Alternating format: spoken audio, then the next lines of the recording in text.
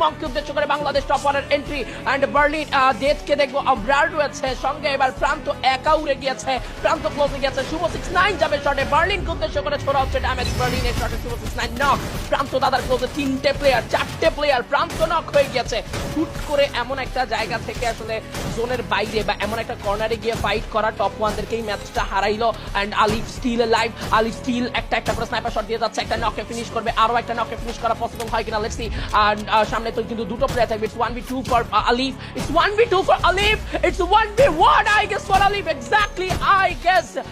এই ম্যাচটা আলিফ বুইয়ার জন্য অনেক বেশি মুখিয়ে রয়েছে খুবই ভালো স্নাইপিং লাস্ট জোনের ব্যাটল দুটো প্লেয়ারকে চেস করা হয়েছে আলিফ আরো একটা প্লেয়ারকে 71 এর ড্যামেজ দিয়ে দিয়েছে what a show Alif gaming Bangladesh top one ছেড়ে কথা বলতে যাবে না এই জায়গায় আরো একটা গ্রেনেড শট প্রপার ওয়াল আরো একবার স্নাইপার শট এন্ড আলিফ এর লাস্ট আর একটা শটে নক আসবে একটা শটে ফিনিশ হবে it's a great booyah from the side of Bangladesh top one